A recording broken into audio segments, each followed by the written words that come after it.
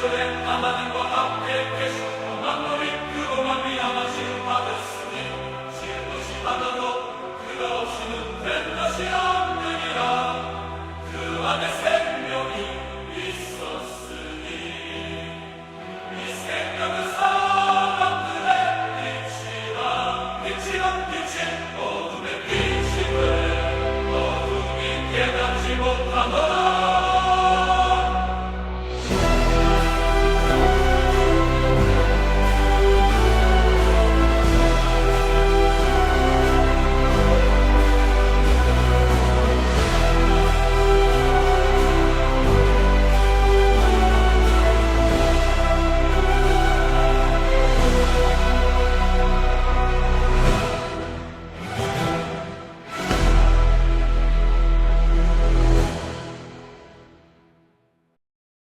요한복음 1장입니다. 1, 2절. 태초에라는 표현은 구약에 익숙한 요한복음 독자들에게는 창세기 창조 기사를 생각나게 하죠. 태초에 하나님이 천지를 창조하시니라. 그러나 창세기와 달리 요한복음에는 하나님 대신에 말씀이 등장합니다.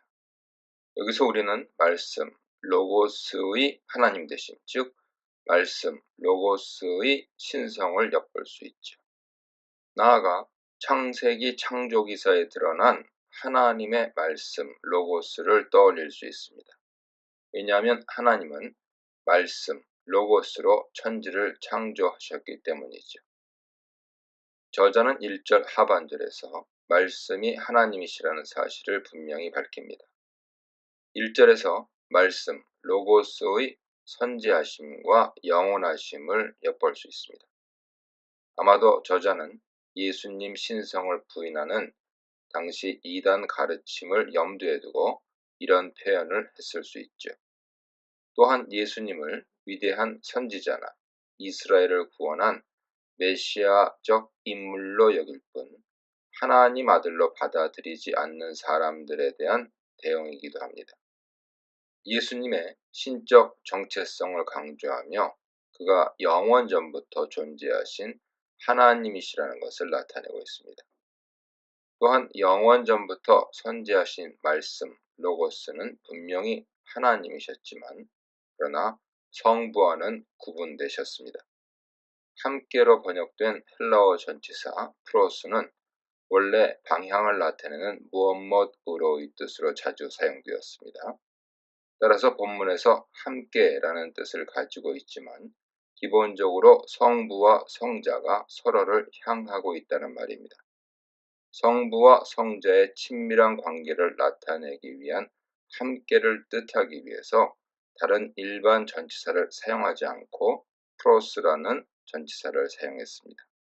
예수님은 영원 전부터 존재하신 하나님이시지만 성부 하나님과 구별되신 그러나 친밀한 관계를 맺는 하나님이십니다. 3절 5절입니다. 요한복음 1장에 두드러진 모세오경의 분위기, 창조, 빛, 어둠, 성막, 모세, 율법 같은 것은 말씀, 로고스와 창세기의 밀접한 관계를 더욱 부각시킵니다. 그러나 본문은 만물이 그에 의해서 지어졌다 하지 않고 그로 말미암아 지어졌다고 합니다. 말씀 로고스이신 예수님은 삼위 하나님의 제2위격으로서 천지 창조에 참여하셨습니다. 이는 창조에 있어서 말씀 로고스의 역할은 결정적이지만 동시에 성부의 창조 역할과는 구분됨을 나타내는 듯합니다. 히브리서 1장 2절 10절 참조하세요. 물론 바울은 만물이 예수님에 의해서 예수님을 통하여 예수님을 위해 지어졌다고 합니다. 골로새 1장 16절 이하 참조하세요. 그러나 요한복음은 예수님이 창조주이심을 부인하지 않으면서 동시에 성부 하나님과 구별되시는 분으로 소개합니다. 요한복음은 이 디아라는 전치사, 말미암아라는 전치사를 통해서 제2위격으로서 예수님이 성부와 함께 창조, 은혜, 구원 사역에 참여하는 모습을 보여주십니다. 예수님은 말씀이시요 하나님이실 뿐 아니라 또한 그 안에는 생명과 빛이 있었습니다. 이 구절이 첫 창조를 가리키는지 아니면 새 창조를 가리키는지는 논란의 여지가 있습니다. 아마도 둘 다 포함한다고 보는 것이 적절할 것입니다. 물론 첫 창조 이전에 영원전부터 생명과 빛이 예수님 안에 있었습니다. 그리하여 예수님은 첫 창조에서 만물의 빛을 비추셨고 그들을 존재하게 하셨죠. 이제 예수님은 새 창조에서도 빛으로 생명을 주십니다. 예수님은 생명의 수여자이고 생명 자체시죠. 예수님은 빛을 비추는 분이시고 빛 자체십니다.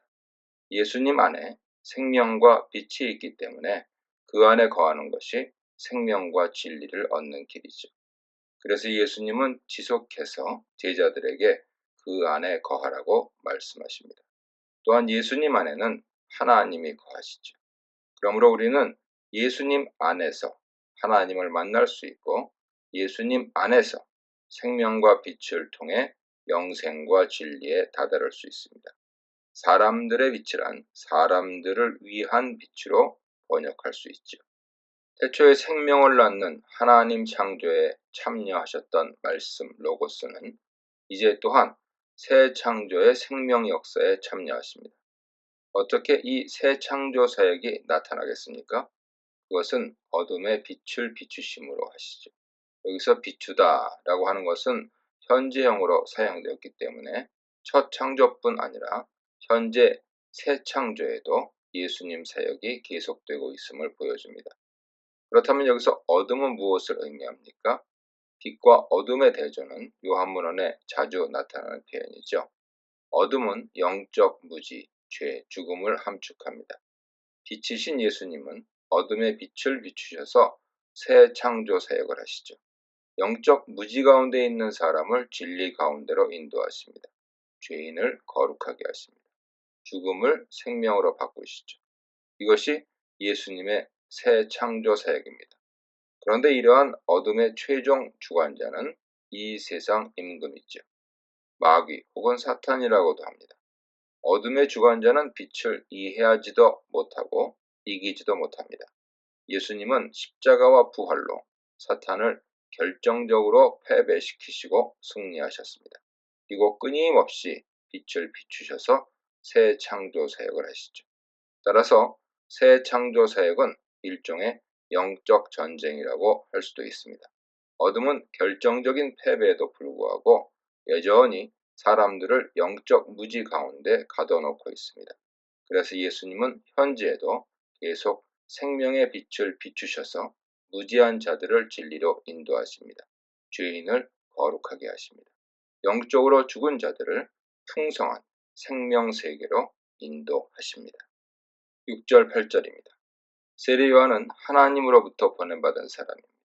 예수님이 하나님으로부터 파송받았듯이 요한이 세상에 온 것도 하나님께 그 기원이 있습니다. 그러나 그는 그리스도가 아니요 빛이신 예수님을 증거하는 자죠. 요한복음에서는 예수님에 대한 증언이 강조됩니다. 하나님도 예수님을 증언하시며 성령도 예수님을 증언하시죠. 세례 요한도 또한 예수님을 증언하는 자로 묘사됩니다. 두세 사람의 증언이 효력이 있다는 율법을 생각나게 하죠. 예수님의 정체성과 말씀은 그만큼 믿을 만한 것이 됩니다. 또한 요한복음에서는 세례 요한이 메시아가 아니라는 것이 강조됩니다. 이 단락에서 강조될 뿐 아니라 유대인들과의 대화에서도 요한은 자신이 그리스도가 아님을 밝히죠. 심지어 그는 엘리야도 아니라고 합니다. 제자들과의 대화에서도 다시 한번 자신은 그리스도가 아님을 밝히며 그는 흥하여야 하겠고 나는 쇠하여야 하리라 고백합니다. 분명한 것은 세례 요한이 하나님으로부터 보냄받은 위대한 선지자이긴 하지만 그리스도는 아니라는 것을 다른 복음서에 비해 강조하고 있다는 점이죠. 세례 요한은 위대한 선지자이시지만 요한복음에서는 그와 비교가 되지 않는 하나님의 아들 예수님을 강조하고 있는 이에 불과합니다. 한편 17절에서는 하나님의 아들 예수님은 모세보다 뛰어나신 분으로 묘사되죠. 그러므로 서문에서 말씀 로고스시요 생명과 빛이시며 하나님 창조에 참여하시는 그리스도 예수는 세례 요한보다 모세보다 더 위대한 하나님의 아들로 나타납니다. 그러므로 세례 요한의 증언을 통해 하나님의 아들 그리스도께서 더욱 부각되십니다. 이 문단에서는 태초부터 계신 말씀 예수님, 생명과 빛으로 오신 예수님, 빛을 증언한 증인 요한에 대해 묵상해 보시기 바랍니다. 9절 11절입니다. 앞에서 언급된 바와 같이 예수님은 빛을 비추시는 분이요 빛 자체십니다. 그러나 사람들이 빛이신 예수님을 받아들이기를 거부합니다. 그에 의해 창조된 세상도 그의 소유된 백성도 그를 알지 못했고 영접하지 않았습니다. 안다는 존재에 대한 지적 인식이라기보다는 관계 개념이죠. 세상이 그를 믿지도 않고 순종하지도 않았다는 뜻입니다. 영접하다도 믿음으로 말미암는 관계 개념입니다. 그렇다면 여기서 세상과 자기 백성은 각각 누구를 지칭할까요? 세상은 신약에서 185회 등장하는데 요한복음과 요한서신에서 105회, 그중 요한복음에서 78회 언급됩니다. 세상은 그의 창조한 세계, 그 세계에 사는 인류, 그리고 타락한 사람들을 모두 포함하는 말이지만 요한복음에서는 다분히 부정적인 의미의 인류를 의미하죠. 즉 10절에서는 예수님에 의해 창조되었지만 예수님을 거부하는 세상 사람들 모습을 그리고 있습니다. 11절에 그의 백성은 이스라엘을 가리키죠. 세상과 이스라엘은 분명히 다르지만 요한복음에서는 그 이미지가 종종 겹쳐 나옵니다. 다시 말하면 유대인들의 예수님에 대한 부정 반응은 세상의 부정 반응의 전형적인 모습을 보여주는 것이죠. 12, 13절입니다. 유대인들은 자신들이 아브라함 자손이요 하나님 자녀라 믿고 있었습니다. 그러나 예수님은 그들을 마귀 자녀라 꾸짖으시죠. 왜냐하면 예수님 진리를 거부하고 예수님을 죽이려 했기 때문입니다. 따라서 예수님은 하나님 자녀 개념을 다시 세우십니다. 하나님 자녀는 혈통, 육정, 사람의 뜻으로 되는 것이 아니죠. 혈통은 유대인과 같은 육신 혈통을 의미합니다. 즉 혈통이 아브라함의 자손이라고 하나님의 자녀가 되는 것이 아니죠. 랍비 문화는 시내산을 어머니 집이라고 하는데 이스라엘은 자신들이 시내산에서 하나님 아들로 태어났다고 믿었습니다. 그러나 하나님 자녀는 이러한 혈통에 의한 것이 아닙니다. 마치 바울이 표면적 유대인이 아니다 라고 말한 것과 같습니다. 육정은 성관계를 통한 자연 출생을 가리키고 사람 뜻은 남편 의지를 의미하죠. 하나님 자녀가 되는 것은 혈통이 유대인이라서 되는 것이 아니고 육신 관계로 말미암는 것도 아니고 부모 뜻에 따라 되는 것도 아닙니다. 하나님 자녀가 되는 것은 하나님께로부터 태어나야 하는 것이죠. 그러면 하나님께로부터 태어난다는 것은 무엇을 말합니까? 하나님 능력으로 위로부터 태어나는 것을 의미하는데 이는 인간 편에서는 믿음으로 나타납니다. 예수님의 이름을 믿는 것입니다. 이름은 예수님 존재 자체, 즉 예수님 자신을 가리키는 말이죠. 여기서 안다는 알다와 영접하다 등과 같이 관계 개념입니다. 존재 인식이나 지적 동의를 넘어서 관계적인 친밀함, 순종을 포함하는 말이죠. 다시 말하면 단순히 예수님이라는 존재를 믿는 것에 그치지 않습니다. 단순히 예수님 말씀에 지적으로 동의하는 것에 그치지 않습니다. 예수님과 인격 관계를 맺는 것이고 그를 의지하며 순종하는 것을 포함하죠. 유대인들은 예수님을 거부해서 하나님의 자녀가 될 수 없지만 예수님을 믿는 자들은 이제 하나님 가족의 일원이 됩니다. 예수님을 영접하고 그 말씀을 의지하여 순종하는 자들은 하나님 자녀가 됩니다. 믿음은 영적 출생을 가져오고 이 영적 출생은 새 생명이 하나님 자녀가 되는 것을 의미하죠. 이것이 곧 하나님 가족입니다. 14절입니다. 성육신을 통해 말씀, 로고스가 우리 가운데 거하시는 사건은 구약에서 하나님이 이스라엘 성막 가운데 거하시는 사건을 반영합니다.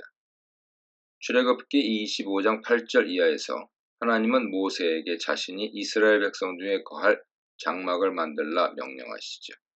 따라서 예수님의 성육신이 하나님 임재하시는 성막으로 해석될 수 있습니다. 이런 이유로 예수님의 성육신에 나타난 영광 또한 성막과 성전에 임했던 하나님의 영광을 반영하는 것으로 볼 수 있습니다. 구약에서 하나님의 임재와 계시 때 나타났던 영광은 요한복음에서 하나님의 자기 계시 사건에 등장합니다. 표적 사건, 그리고 죽음과 부활 사건에 말이죠. 한편 요한복음이 묘사하는 예수님의 성육신 사건은 육신으로 오신 예수님을 부인하는 당시 거짓 가르침들, 매우 초기 이단 형태였는데요. 이 거짓 가르침들에 대한 중요한 반박 근거가 될 수 있었습니다. 물론 이런 주장을 하는 조직적인 이단 운동은 2세기에 가서 형성되었다 할지라도 이런 잘못된 가르침이 1세기 말 요한문헌 수신자들 속에 들어왔다는 것은 거의 확실합니다. 요한일서에 따르면 당시 예수님이 육신으로 오신 것을 부인하는 가현설주의자들이 있었죠. 요한일서 4장 2절 참조하세요. 이들은 예수님이 실제 육신의 몸을 입고 성육신 하신 것이 아니라 단지 육신을 입은 것처럼 보이는 것이라 하였습니다. 요한일서는 이들에게 대해 적그리스도라 하였고, 요한복음은 하나님이신 말씀 로고스께서 친히 육신이 되셨다고 분명히 밝히고 있습니다. 15, 18절입니다. 은혜 위의 은혜는 예수님으로 말미암는 충만하고 풍성한 은혜를 뜻합니다. 이는 은혜의 이중적 충만을 드러내죠. 16절은 17절과 연결해 해석해야 합니다. 16절, 17절은 둘 다 왜냐하면이라는 것을 뜻하는 호티로 시작합니다. 이 두 구절은 14절을 설명하는 구절이죠. 다시 말하면 예수님 성육신을 통해 우리는 은혜와 진리가 충만한 독생자의 영광을 보았습니다. 왜냐하면 우리가 그 충만하심으로부터 은혜 위에 은혜를 받았기 때문입니다. 또 율법은 모세로부터 오고 은혜와 진리는 예수님으로부터 왔기 때문입니다. 이런 맥락으로 볼 때 은혜 위의 은혜는 17절에 나오는 모세 율법과 예수님 은혜 진리와 연결됩니다. 즉 모세 율법이라는 은혜 위에 예수님 은혜가 임하여 더 풍성하고 완전한 은혜가 되는 것이죠. 시내산에서 모세는 하나님의 영광스러운 임재 속에 있었지만 하나님 얼굴을 보지는 못했습니다. 성자 외에 하나님 얼굴을 본 사람은 아무도 없었죠. 그러나 이제 하나님 독생자는 하나님 현현으로서 아버지를 나타내셨습니다. 예수님을 본 자는 곧 아버지를 보았습니다. 독생하신 하나님은 좀 더 정확하게 번역하자면 유일한 아들 곧 하나님이시죠. 1장 1절과 인클루시오를 이루면서 예수님 신성을 설명합니다. 뿐만 아니라 품속에 있다는 것은 친밀한 사랑을 의미하는데 성자가 성부 하나님과 친밀한 관계 속에 함께 계셨음을 보여주는 1장 1절을 생각나게 합니다. 아버지와 함께 계셨던 성자 하나님은 성육신을 통해 하나님을 나타내셨습니다. 이 문단에서는 참빛을 거절한 세상, 참빛을 영접한 자들, 은혜와 진리가 충만한 성전이신 예수님에 대해 묵상해 보시기 바랍니다.